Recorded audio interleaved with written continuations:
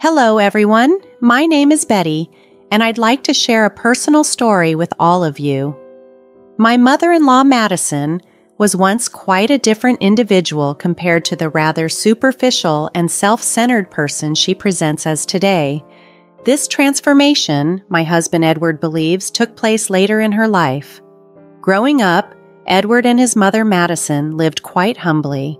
Their circumstances became particularly challenging after the tragic loss of Edward's father when he was only 5 years old.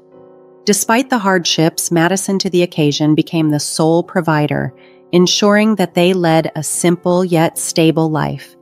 This backdrop makes their story all the more poignant, especially after Edward, through sheer determination and brilliance, earned a full scholarship to medical school and eventually became a respected doctor. Despite his professional success, Edward has always stayed grounded, a trait I admire deeply. However, Madison's lifestyle shifted significantly towards luxury after Edward's career took off. To give you more context about myself, I currently do not hold a job for reasons I will explain in time, but this in no way means I am financially unstable or reliant on others. Unfortunately, my first meeting with Madison started on the wrong foot due to her misinterpretation of my appearance and demeanor. When she first met me, her immediate reaction was less than welcoming. "Edward, is this the girl you've been excited about?" she questioned. "She looks so ordinary and unremarkable. Why choose her? Does she even work?" At that moment, Madison wrongfully pegged me as someone who might be aiming to ensnare her son for financial gain, branding me unfairly as a gold digger. It's a complex dynamic, one that unfolds more each day, and through sharing this story, I hope to bring to light the nuances of our relationships and the misunderstandings that often cloud our judgments. Continuing from the previous event, Madison's unfounded judgments about my character led to a tense argument, despite Edward defending me staunchly. The disagreement became so heated that we decided to leave. On our drive home, Edward offered his apologies for his mother's behavior and admitted she had overstepped her boundaries. He tried to console me, suggesting that his mother had changed and no longer resembled the person she used to be. Although her harsh words stung, Edward urged me not to take them to heart. However, the thought of being around Madison comfortably seemed daunting. After all, she was Edward's only remaining parent. I chose to maintain some distance, understanding that completely cutting ties was not a practical solution given our small family circle. "I'm not expecting you to be friends with her, but could you manage to be civil?" Edward asked. I agreed to be respectful towards his mother, although I was doubtful she would return the favor. "Don't worry, Betty," Edward reassured me. "If she steps out of line again, we'll reassess our interactions with her. I love my mom, but I love you too, and I won't let her mistreat you without cause." Despite Edward's promises to defend me, I remained uneasy about my relationship with Madison. 4 years after we began dating, Edward and I got married in a simple court ceremony, mainly due to our tight budget. Edward was financially supporting Madison by sending her a substantial amount each month for what he termed emergencies, a practice he continued even after our marriage, which put a strain on our finances. I never interfered, believing it was his right to support his mother. However, Madison's behavior grew problematic. She frequently spoke negatively about me to her friends, perpetuating rumors that painted me as a gold digger. At first, I tried to ignore her slander, but it began to tarnish my reputation. Despite Edward's best efforts to mediate, Madison never warmed up to me. She remained convinced that I was not a suitable match for her son, continuing to treat me with disdain and suspicion. This ongoing tension made me question how long we could manage the delicate balance of our family dynamic. One day, out of the blue, Edward shared some surprising news with me. His mother, Madison, wanted to invite me to a small gathering she was planning. Given her evident dislike for me, I was naturally skeptical about her sudden change of heart. Edward reassured me, however, insisting that Madison was eager to make amends and genuinely wanted me to be there. Although her financial situation had been precarious recently, Edward was convinced she had found a way to manage this event.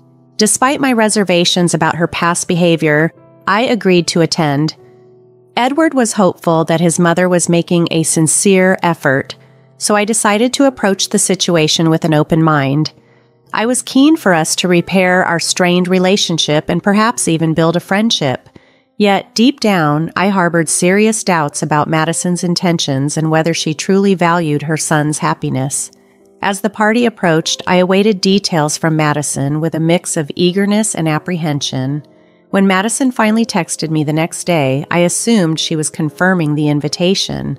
Instead, her message took a completely unexpected turn. She began by casually mentioning the venue, a renowned 5-star hotel that was the talk of the town, and the fabulous time she promised her friends. She excitedly noted that she would be bringing 21 guests. Curious, I inquired if I was indeed invited, based on Edward's assurances. To my shock, Madison's response was both arrogant and dismissive. She clarified that I was not invited, stressing the event's exclusivity, her family's wealth, and the supposed high status of her guests. I was stunned and confused, especially since Edward had been so confident that his mother was extending an olive branch. Feeling humiliated but needing to maintain my composure, I responded to Madison, expressing my misunderstanding calmly. Her reply was patronizing, suggesting that I couldn't possibly grasp the complexities of organizing such a high-caliber event. Faced with this disdain, I chose to preserve my dignity, acknowledging her message without further argument. In the wake of Madison's dismissive message, I clarified that I had no interest in attending a gathering where I was unwelcome.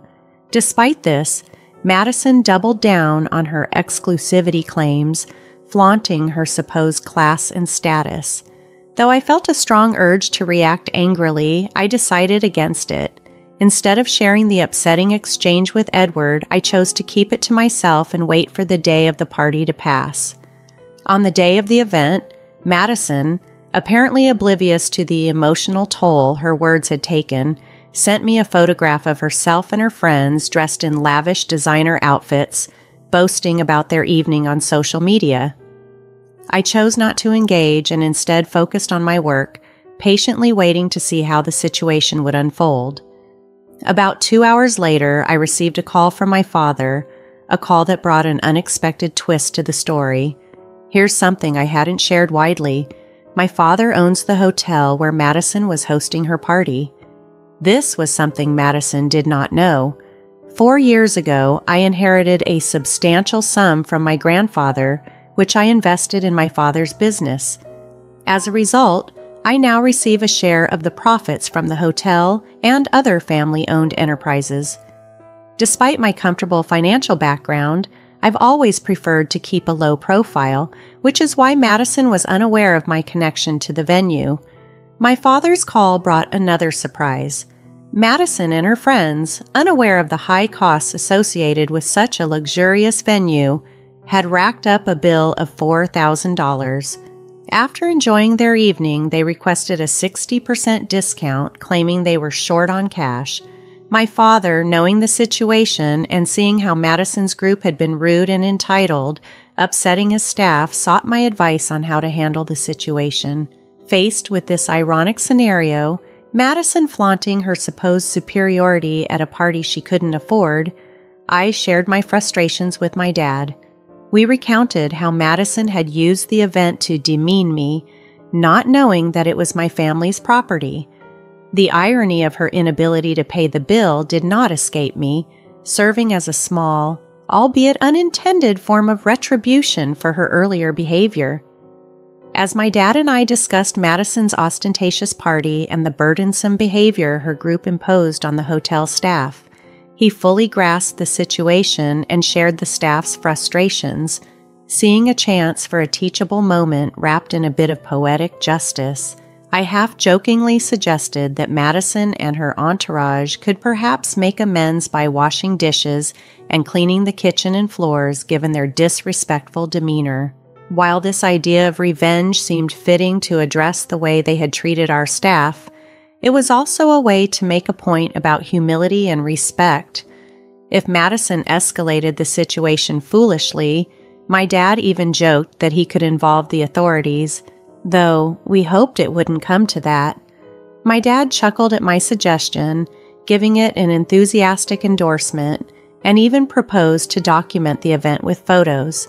What seemed like an amusing idea turned into a real scenario. About an hour later, my dad sent me photos of Madison and her friends, somewhat humbled, washing dishes and cleaning the floors at the hotel's restaurant. He relayed that when Madison realized he was the owner, her demeanor shifted to one of relief as she assumed her acquaintance with the owner would ease her predicament. However, to her astonishment, my dad directed her to help clean as a consequence of her actions. Temporarily dumbfounded, Madison protested, but my dad sternly reminded her that since she did not consider me as family, the familial courtesies she expected were not extended to her either. It was an ironic twist of fate, and although part of me regretted not witnessing the scene in person, the photographs were telling enough. Later that evening, Edward returned home, visibly disturbed. It was apparent that Madison had reached out to him, likely sharing a skewed version of the events. He approached me, concerned, asking about what he had heard regarding his mother being tasked with cleaning duties at the restaurant. At this moment, I had to navigate carefully, balancing between vindication and the preservation of my relationship with Edward, fully aware that the dynamics had shifted unexpectedly due to the day's unusual events. I took the time to explain the situation to Edward, outlining that what occurred at the restaurant was a standard consequence given the circumstances. I detailed how Madison had come to our family-owned restaurant, accumulated a bill of $4,000, claimed she could only pay $2,000, and then harassed our staff. The event she hosted had turned into an utter nightmare, and the actions taken were, I believe, entirely appropriate given her behavior. Edward, visibly surprised by my explanation, inquired about the guests Madison had brought along and what they had ordered. I told him that contrary to what she had told him, Madison didn't bring just 5 people. She had brought 21 guests who indulged heavily in the priciest items on the menu. Edward was stunned. Madison had told him she had invited me as well, but I had declined. I corrected him, showing him the text messages from Madison that clearly showed I was never genuinely invited. At Edward's request, I provided him with the restaurant bills and showed him all the texts exchanged. My father also sent him the receipts to substantiate the costs. To further clarify the extent of the event, I showed Edward some photos of Madison's lavish party. Seeing all the evidence, Edward's disbelief turned into anger. He immediately called Madison to confront her about the discrepancies in her story. Madison tried to downplay the situation, claiming she had only mentioned being short on cash and accused me of twisting the story to sabotage her. Edward countered her, pointing out the discrepancies between her story and the evidence, and reminded her that she had insulted me by saying I wasn't classy enough to attend her event. Madison attempted to pass off her remarks as just a harmless joke, but Edward wasn't convinced. He pressed her on her irresponsible spending, especially since the money was coming out of his pocket, and criticized her for insulting his wife while squandering funds on friends. Madison was left scrambling to justify her actions, but Edward expressed his profound disappointment and disbelief at her behavior, struggling to reconcile her actions with the mother he thought he knew. In a moment of heated conversation, Edward confronted his mother about her ongoing financial requests and her disrespectful behavior towards me. "I made a mistake by always giving you money when you told me you needed it, Mom. Well, guess what? I'm not doing that anymore." "But Edward, you've been so supportive all this time. You can't just stop now," Madison protested, her voice laced with desperation. "It was just a one-time mistake, Edward. Why are you overreacting?" she added, trying to minimize her actions. "No, Mom, I'm not overreacting. This isn't just a one-time mistake. If you can't even consider my wife as family, then I don't want anything to do with you," Edward retorted. "I always hoped you would change your attitude, but you never did. I'm not going to pay you to insult my wife and call her classless, especially when she has sacrificed so much to support you. This ends now." Edward didn't wait for her to respond. He hung up on her, blocked her number, and turned to me, his demeanor softening. He apologized profusely for having doubted me initially and for not understanding the full extent of the situation sooner. I forgave him because, in the end, he truly stood up for me. We had a serious discussion about Madison and decided that for now it was best to distance ourselves from her. Edward, though now a wealthy man, remained humble and found his mother's behavior towards me utterly unacceptable. I agreed, feeling relieved and validated by his support. Together, we resolved to remove the negativity she brought into our lives. A few days later, the gravity of her actions began to dawn on Madison. Realizing that her behavior might have irreparably harmed her relationship with her son, she was thrown into a state of panic. However, the decision had been made, and for us, it marked a new beginning, free from the strain and tension her presence had caused. After Edward ceased providing financial support, Madison's lifestyle underwent a drastic change.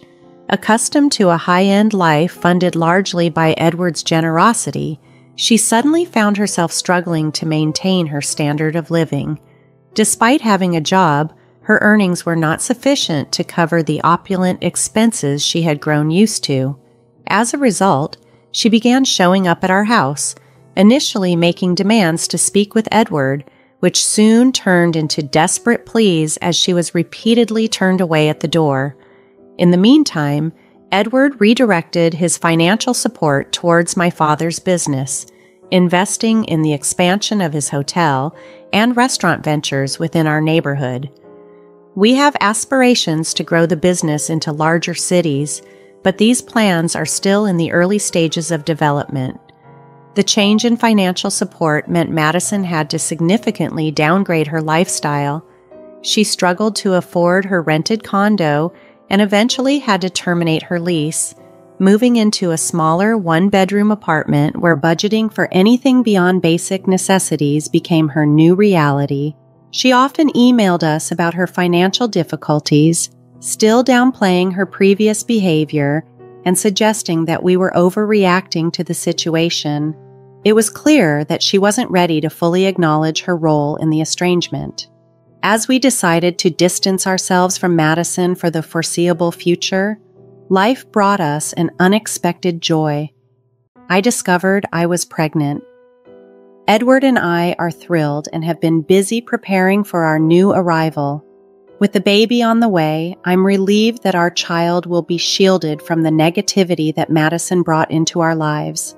Nonetheless, should the time come when Madison wishes to be part of our child's life, I am determined to ensure that she does not impart any harmful influences. For now, we are focused on welcoming our child into a loving and stable environment, away from any shallow or disruptive influences.